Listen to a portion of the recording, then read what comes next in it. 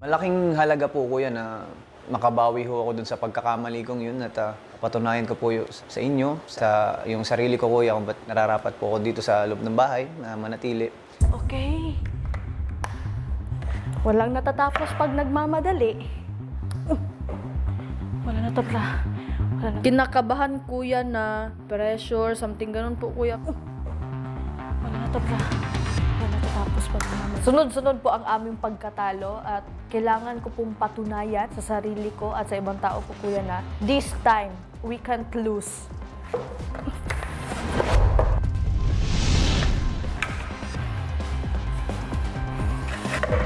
Kailangan ko mabilis matapos ho kuya para ho malaki yung pag-asa ho na maligtas ho ako ngayong linggo yun.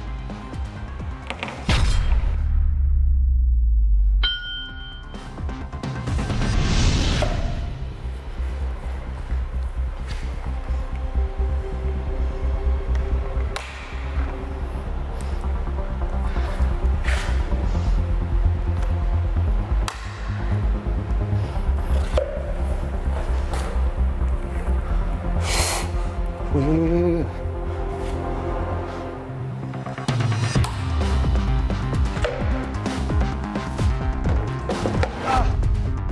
Nung paulit-ulit pong nahulog yung bola, pakiramdam ko kailangan ko pong huminga ng malalim at parang nape-pressure ho ako.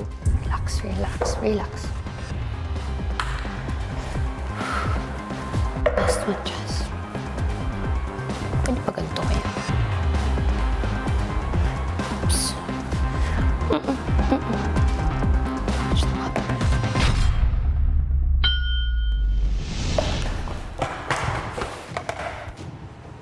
Napaka-importante po para sa akin na manalo po sa Ligtas Challenge nga ho, kuya. Pag nanalo ako, hindi po ako magiging nominado sa... Tsaka may pagpapatuloy ko po yung pangarap ko dito sa loob ng bahay niyo po, kuya. Ops. Nice. Kalma, kalma. Si Self, kalma Self. Ayan. Pero inisip ko po kuya na pakalmahin lang si Self kuya para magawa ko yung dapat kong gawin sa ligtas.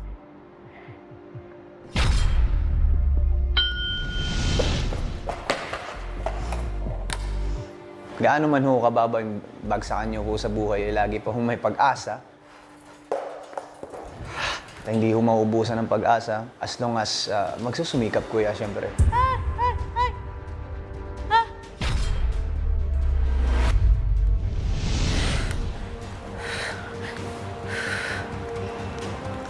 Oops.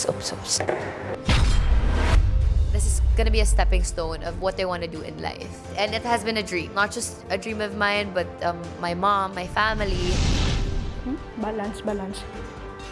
Parang sinusubukan po yung galing at kung paano ka magdiskarte na mag-isa kuya.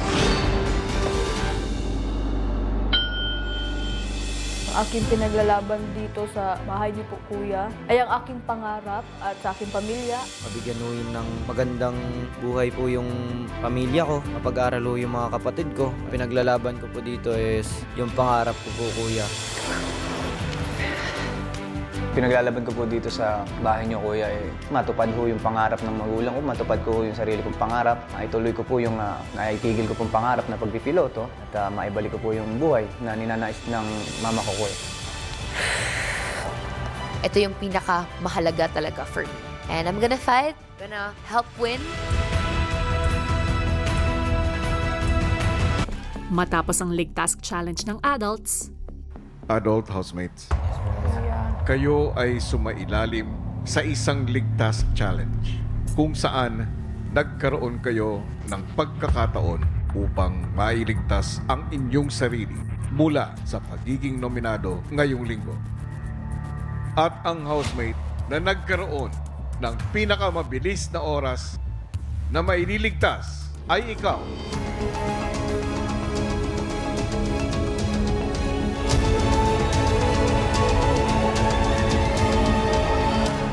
Binsoy.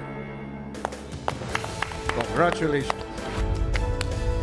Ibig sabihin, Jazz, Colette at JM, kayong tatlo ang nominado ngayong linggo. Okay, Congrats. ang resulta ng kanilang Lig Task Challenge. Si Binsoy ang may pinakamabilis na oras at dahil dito, ligtas na si Binsoy sa pagiging nominado ngayong linggo.